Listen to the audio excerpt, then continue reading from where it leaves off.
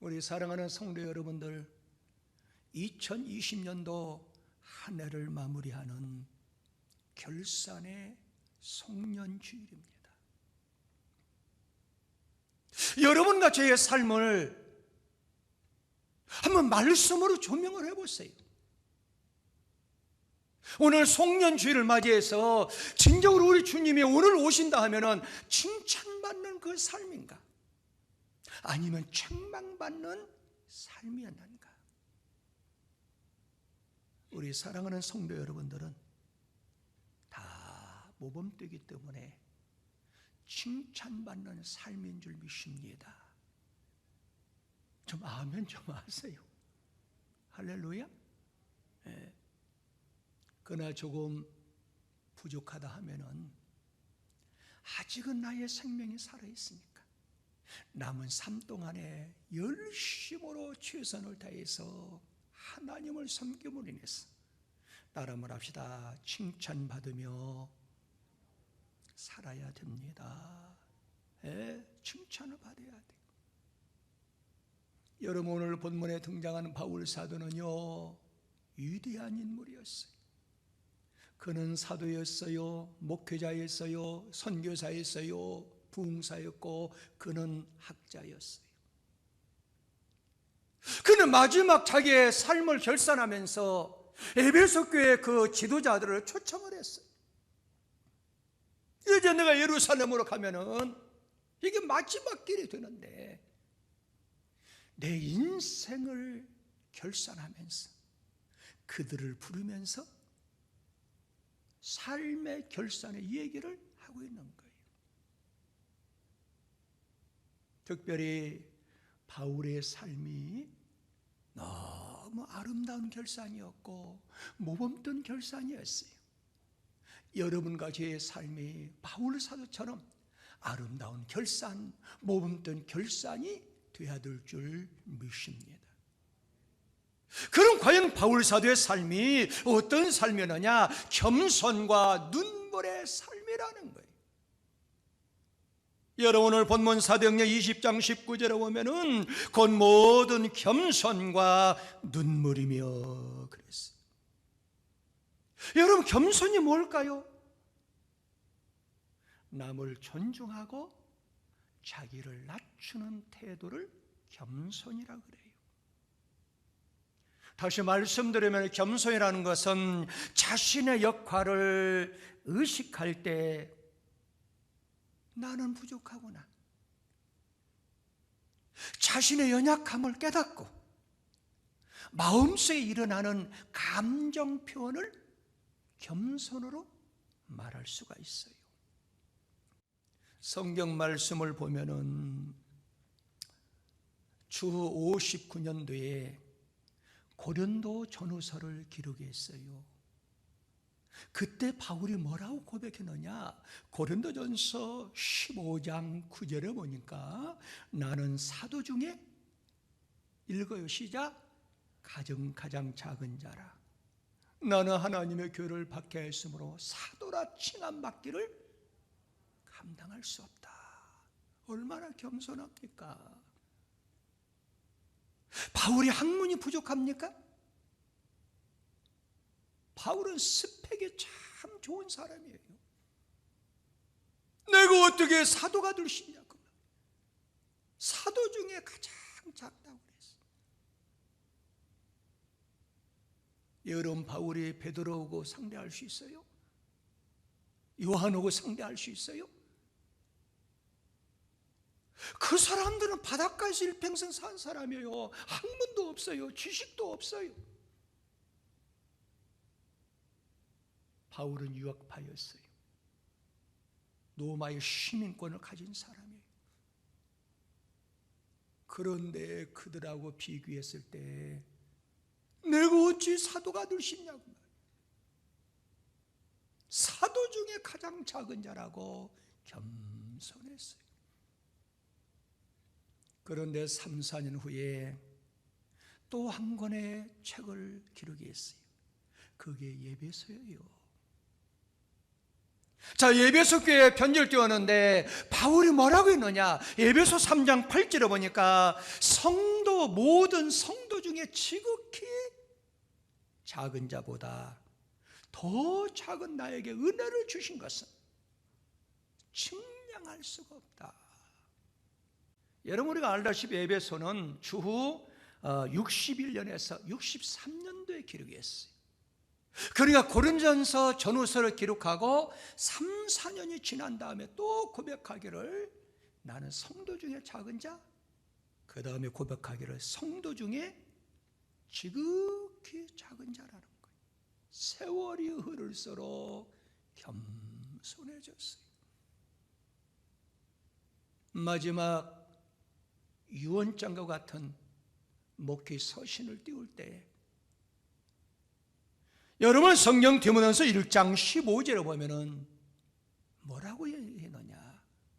미쁘다 모든 사람이 받을 만한 이 말이여 그리스도 예수께서 죄인을 구원하시려고 세상에 임하셨다 하였도다. 죄인 중에 내가 귀순이라 그랬어요. 여러분, 디모데 전후서는 추후 65년도에 기록을 했어요.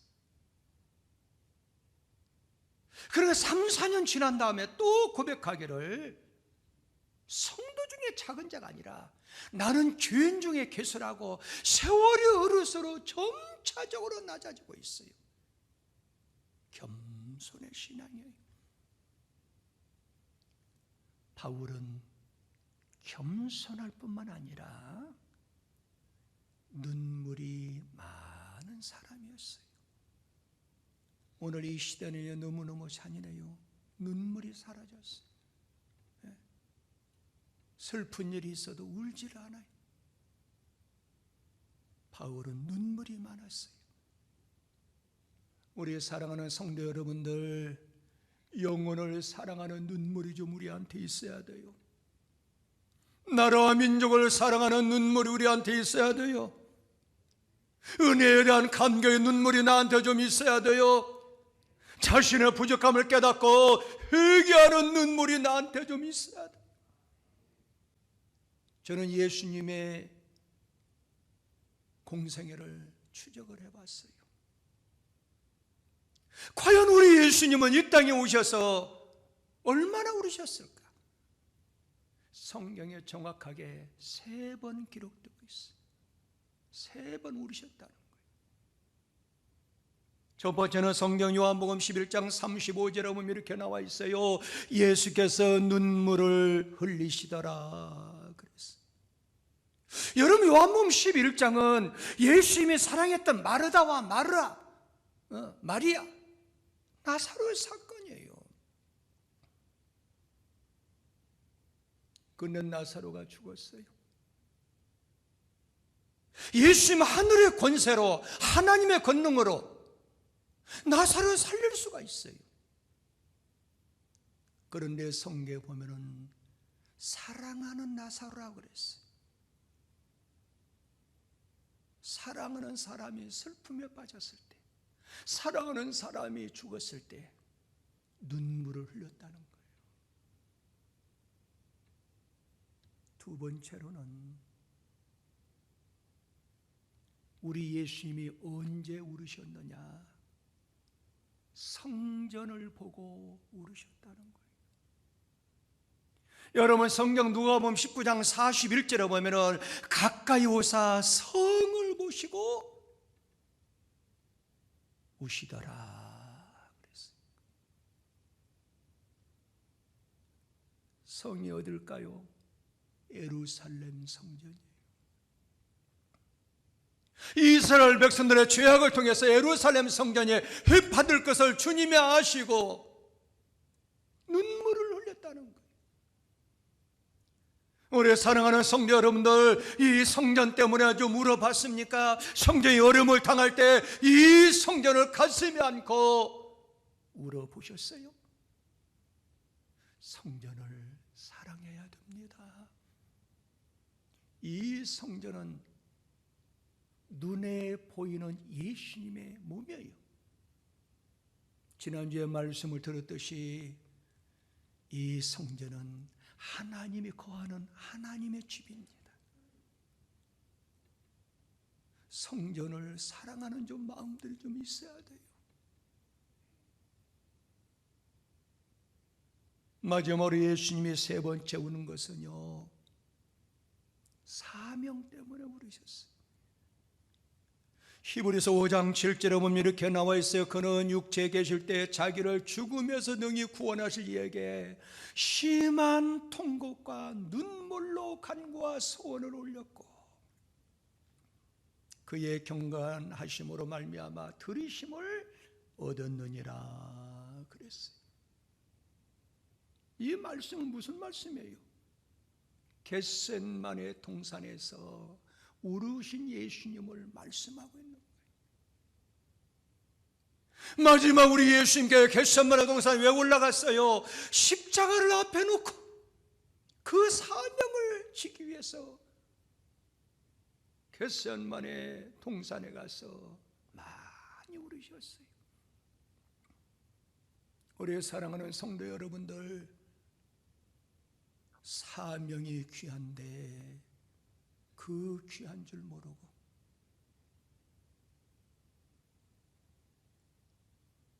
사명 때문에 시험 들고 교회 직분 때문에 시험 들어가지고 그런 어리석은 사람들이 얼마나 우리 한국 강산에 많은지 몰라요. 여러분들은 사명의 직분의 고귀성을 알아야 돼요. 할렐루야. 이 직분이 얼마나 귀한데 우리 예수님은 이 직분, 이 사명을 감당하기 위해서 마지막 겟셋마네 동산에 올라가셨어. 십자가로 치는 그 사명을 앞에 놓고 통곡하며 울으셨어요. 영원토록 사랑할, 영원토록 내가 다니는 성전을 좀 위해서 기도하세요. 좀 울어보세요. 내가 전도할 영혼을 사랑하는 그 눈물도 좀 흘러보세요. 하나님이 그런 사람을 찾습니다. 두 번째로는 바울의 삶이 어떤 삶이었어요? 시험을 이기는 삶이었어요. 여러분 사도행전 20장 19절에 보면 이렇게 나와 있어요. 곧 모든 겸손과 눈물이며 유대인의 간계로 말미암아 당한 시험을 참고 주를 섬겼다 그랬어요. 우리의 삶 현장에서는 일이 형통할 때 주를 섬기는 거 조금 쉽지요. 그러나 일이 불통이고 일이 안 될 때 주를 섬기는 거 그거 쉽지가 않습니다. 더더욱 여러분들 모진 시험 중에 있을 때 주를 섬기는 거, 사명을 감당하는 거 쉽지가 아니에요. 낙심하고 좌절하고 갈팡질팡할 때도 있습니다. 여러분들 바울은요, 우리가 상상할 수 없는 그런 시험이 왔어요. 제가 일부 예배 때 비유적으로 말씀드렸는데 그거 싫어합니다. 만약에 여러분들이요, 나무 자식이 다른 사람 모의해가지고 선동해가지고 나를 비판하더라도 그건 이길 수 있어요. 그건 내 핏줄, 내가 난 자식이 밖에 나가서 친구들하고 선동해가지고 나를 비판하고 다닌다 생각해봐. 그건 참기 힘든 거예요. 바울이 그랬어요. 바울은 내가 지옥에 들어갈지언정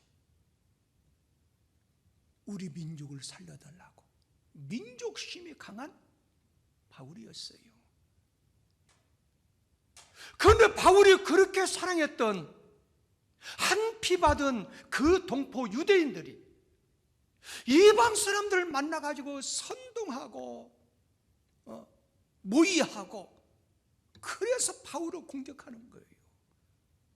그런데 이 바울은 그걸 이겼단 섬겼다는 거예요. 훌륭해요, 훌륭해요. 훌륭한 인물이에요. 한번 읽어볼까요? 사도행전 14장 2절입니다. 시작. 그러나 순종하지 아니하는 유대인들 누구야? 한 피 받은 동포들 아닙니까? 이방인들의 마음을, 그렇죠, 이방 사람들을 선동해가지고 악감을 품게 만들어요. 제가 목회를 해보니까 여러분들이 성령을 받아야 되겠습니다. 사사로운 정에 얽매이다 보니까 성령을 받지 못하면 한순간에 무너집니다. 왜? 사람의 사사로운 정 때문에. 예. 여러분들, 바울이 자기 한 피 받은 동포들이 이방 사람들 선동해가지고 악감을 품게 만들고, 그게 끝난 게 아니에요. 자, 사도행전 14장 19절에 보면은 함께 시작. 유대인들이 안디옥, 유대인들은 한 민족 한 피 받은 백성들 아기 시작. 그들이 안디옥과 이고니온에 와서 무리를 충동했다고 말이에요. 다른 나라 사람들을 충동해가지고 바울을 돌로 쳐서 죽은 줄 알고 성 밖으로 내던져 놨어요. 바울은 죽은 게 아니고 기절했어요. 얼마나 큰 시험이에요. 모진 시험입니다. 그런데 거기에 좌절하지 않고 주님을 더 잘 섬겼다는 거예요. 하나님께서는 여러분과 저한테 때로는 시험을 많이 줄 때가 있어요. 상상하지 못한 시험. 자꾸 유언비어를 터뜨려서 여러분들의 신앙을 하나님이 점검하는 거예요. 아브라함도 그 하나님을 잘 섬겼잖아요. 하나님께서 본토 친척 아비 집을 떠나라 했을 때 그는 과감하게 아버지 집을 떠나고 고향을 떠났어요. 그런데 또 하나님이 시험을 해요. 너의 독자 이삭을 바치라는 거예요. 한번 읽어볼까요? 창세기 22장 1절 2절 시작. 그일 후에 하나님의 아브라함을, 크게 읽어, 아브라함을 시험하시려고 그를 부르시되 아브라함 하시니 그가 이르되 내가 여기 있나이다. 2절입니다. 시작. 여호와께서 이르시되 내 아들 내 사랑하는. 하나님의 시험은 사랑하는 사람을 통해서 역사하는 거예요. 그럼 내가 그 시험을 이길 수 있는 비결은 뭐냐? 사사로운 사람의 종을 끊어야 돼요. 제가 어느 때인가 요한계시록 강의를 할 때 사람이 시험에서 이길 수 있는 비결은 7가지 사람의 종을 끊으라고 제가 말씀을 선포한 적이 있어요. 아브라함은 아들을 생각할 때 그 종, 그 사랑하는 아들을 생각하면 시험을 이길 수가 없어요. 근데 사람의 정을 끊었어요. 그래서 하나님 말씀 따라서 사사로운 정을 끊어버리고 사랑하는 이삭을 잡아 죽이기 위해서 모리아산으로 가잖아요. 이걸 우리는 인본주의에서 뭘로? 신본주의 신앙으로 갔다는 거예요. 어리석은 사람들이 인본주의가 뭔지 신본주의가 뭔지 그것들 모르면서 그걸 사용하는 사람도 있는데 아니에요. 신본주의는 전적으로 주님을 의지하는 거예요. 하나님의 뜻대로 살아가는 거예요. 하나님 방식대로 살아가는 거예요. 내 사상과 나의 철학과 나의 의지, 나의 지식을 다 내려놓고 하나님의 의지대로 살아가는 게 신본주의예요. 우리 사랑하는 성도 여러분들도 사사로운 사람의 종 생각하면 시험 못 이겨요. 그런데 아브라함은 사사로운 정을 다 끊었어요. 창세기 22장 16절 18절까지 보면 시작. 이르시되 여호와께 이르시기를 내가 나를 가리켜 맹세하노니 네가 이같이 행하여 내 아들 내 독자도 아끼지 아니하되. 사사로운 정을 끊었다고 말이에요. 그때 시작. 내가 내게 큰 복을 주고 내 씨가 크게 번성 하늘의 별과 같고 바닷가의 모래 같게 하니 내 씨가 그 대지의 성문을 차지하리라. 얼마나 큰 축복이에요. 함께로 시작. 또 내 씨로 말하며 천하 만민이 복을 받으리라 그랬어요. 이런 시험을 통과하는 주인공이 다 되었어. 여러분들의 믿음을 통해서 여러분들의 자손들이 인류를 향해서, 국가를 향해서 큰 거목들이 되시기를 예수 이름으로 축복합니다. 그러니까 거목은 그냥 되는 게 아니에요. 부모를 잘 만나야 되는 거야. 할렐루야. 부모를 잘 만나야 돼요. 여러분, 시험이 뭘까요? 연단하는 거예요. 단련시키는 거예요. 확인하는 거예요. 알아내는 거예요. 뭘 알아내요? 그 사람이 복 받을 사람인가? 시험을 통해서 알아낸다는 거예요. 그래서 모세는 기록하기를 신명기 8장 16절에 보면은 내 조상들도 알지 못하던 만나를 광야에서 내게 먹이셨나니 시작. 이는 다 너를 낮추시며 그 다음에 시작. 너를 시험하사 마침내 내게 복을 주려 하시니라. 그래서 마침내 복을 주니. 시험하는 목적이 뭘까요? 하나님의 복을 주기 위함이라 그 말이에요. 그러므로 여러분과 저도 어떤 환난과 시험이 온다 하더라도 사사로운 사람의 정 생각하지 말고 하나님의 말씀으로 조명해서 날마다 견디고 묵묵히 나가는 승리하는 사람들이 다 되었어. 여러분들 자손까지 복을 받기를 예수 이름으로 축복합니다. 마지막으로 직분을 위해서 생명을 아끼지 아니했다는 것. 여러분, 사도행전 20장 24절에 보면 이렇게 나와 있어요. 내가 달려갈까 주 예수께 받은 사명이 직분 아닙니까? 직분. 시작. 곧 하나님의 은혜의 복음을 증언한 일을 마치려면 나의 생명조차 조금도 귀한 것으로 여기지 아니했다 그랬어요. 바울은 자기의 직분을 감당하기 위해서 그 생명을 조금도 아껴. 그 직분이 뭡니까? 복음을 전하는 일이에요. 여러분과 저도 하나님이 맡겨주신 그 직분이 있어요. 그 직분은 하나님의 일 아니겠어요? 이 하나님의 일을 위해서 목숨을 내걸고 우리는 사명을 감당해야 될 줄 믿습니다. 우리의 직분은 누구도 대신할 수 없어요. 직분을 감당하기 위해서 목숨을 내놓을 정도로 열심을 다해서 충성을 해야 됩니다. 여러분, 요한계시록 2장 10절에 보면 이렇게 나와 있어요. 너는 장차받을 고난을 두려워하지 말라. 볼지어다 마귀가 장차 너희 가운데서 몇 사람 오게 던져 시험을 받게 하느니 너희가 10일 동안 환난을 받으리라. 네가 죽도록 충성하라. 그리하면 내가 생명의 관을 내게 주리라 그랬어요. 그럼 여기서 포인트의 말씀은 죽도록 충성하라는 거예요. 이것은 기간적으로 볼 때 늦기 전에, 인생의 종말이 오기 전에 서둘러서 미리 충성하라는 거예요. 인생을 볼 때 지금이 젊다, 지금이 청춘이다, 더 나이 먹기 전에, 힘이 없기 전에, 눈이 잘 안 보이기 전에, 귀가 잘 안 들리기 전에 충성하라는 거예요. 왜? 일할 수 없는 어두운 밤이 점점 오고 있다는 거예요. 사랑하는 성도 여러분들, 2020년도는 앞으로 영원히 돌아오지 않아요. 앞으로 4일 남았습니다. 그동안 여러분들 수고를 많이 하셨어요.